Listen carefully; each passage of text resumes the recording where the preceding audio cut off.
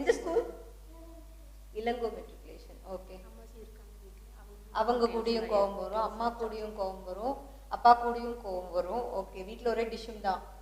Okay சரி, okay, கோவம் இருந்தது, அதுதான் காரணமாக இருந்தது கிளாஸுக்கு போட்டு. சரி பண்ணணும், அவங்களுக்கு வேறு மாதிரி என்ன வந்துருச்சு. அப்போ கோவம் எல்லாரும் என்னை கோவத்தை அடிக்கிட்டு மாறிடுது. அப்போ இவங்கள அந்த போலீஸியா அங்கே தான் ஃபஸ்ட் அவங்க இது பண்ணி போனாங்க. கூப்பிட்டு கேட்டிருந்தேன். நான் சரவணபடி போகிறேன் பக்கத்தில் இருந்து இங்கே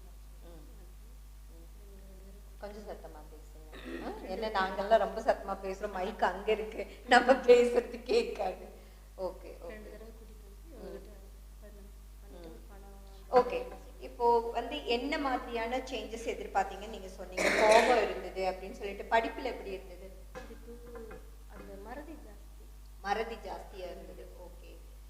டீச்சர் கிட்ட எல்லாம் திட்டு வாங்குவா அப்படியா? என்ன சப்ஜெக்ட்ல நல்ல பேர் தான் எடுப்பாங்க. ஆனா இப்போ ஹோம்ஒர்க் பண்றதுல வெளியே நிக்க வச்சிடுறாங்க, அந்த மாதிரி கம்ப்ளைண்ட் வருதுங்க. அது எதுனாலங்கிறது தெரியலைங்க. மற்றபடி டென்ஷன் எல்லாம் கம்மியாயிருச்சு, ஜாலியா பாட்டு பாடிட்டு விளையாட்டு அந்த மாதிரி மாறிடுது. அந்த அந்த கோபம் கம்மியா இருக்கு, படிப்பதுல இனியும் மாற்றம் இல்லை, கொஞ்சம் வரணும். ஓகே, ஆனா கோபம் கம்மியா இருக்கு. சோ வேற என்ன?